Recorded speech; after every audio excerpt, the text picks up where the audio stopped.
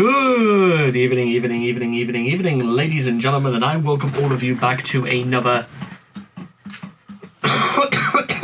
Rage video, where tonight, ladies and gentlemen, a little bit of change of pace here because we are on to song number 2 in our second run-through of Rush's Signals album, and I've managed to find my Rush shirt. I managed to put my British Columbia chain on. I don't really know if it's actually from British Columbia, but you know, I think it's something at least to put on anyway. And got the Hitman shades on because this is just, I don't know why I decided to do this setup just to do specifically for Rush. I don't know if it's just because it's all meant to be like Canadian based, but I think it's just the sort of thing that I like, you know what I mean? We shouldn't be afraid to like change things up a bit, you know what I mean? So, without too much else to go on right here, and this thing is so dusty on the inside. I mean, I like the pink taint. It's sort of, well, that's a word. That's a few words that shouldn't go together. It's the light. It's the color and how it changes the lighting and all that. It's I really like the setup. As long as it's just some fog over, that's all. So, putting all that beside us, let's begin. So, if you guys want to check out the original video for yourselves, links will all be in the description down below. So let's begin. The Analog Kid in 3, 2, 1, and there we go.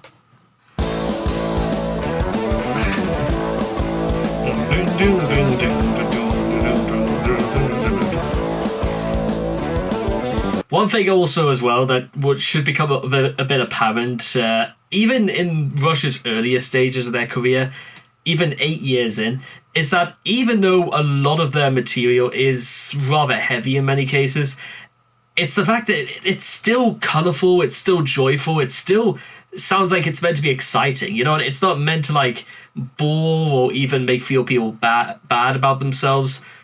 It's, well, I strongly think that Rush never writes their songs when the heart's not technically in the right place. There are some things that are a little bit hit and miss in there, and that's mostly on some songs on certain albums. But for the most part, in terms of if you want to talk like tone, Rush is very, very consistent in both material and in their music.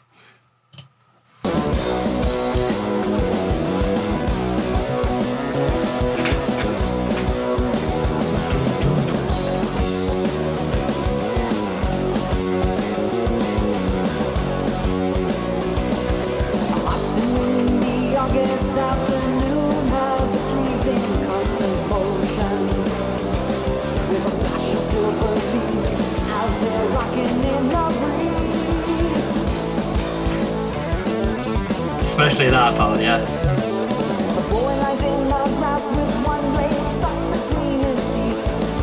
A big sensation quickens in his young and restless heart, and the bright nameless vision has him longing to depart.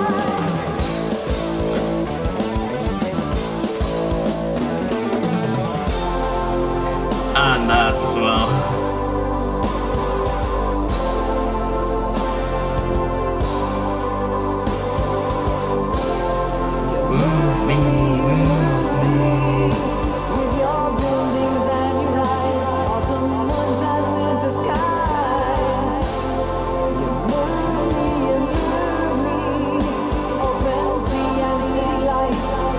Streets and dizzy heights. Call me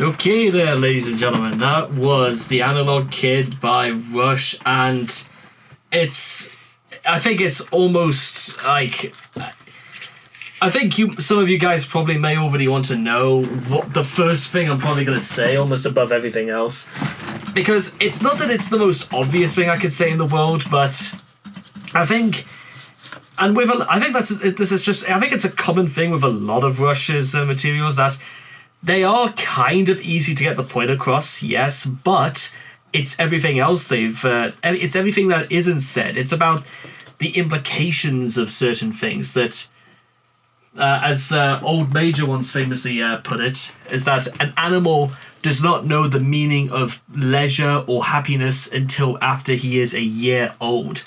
Childhood is perhaps not for every person on earth, but it should be a time to be carefree, a time to learn about the world, a time to like take things for granted before you really develop like an understanding of things like responsibility and care and the part of growing up.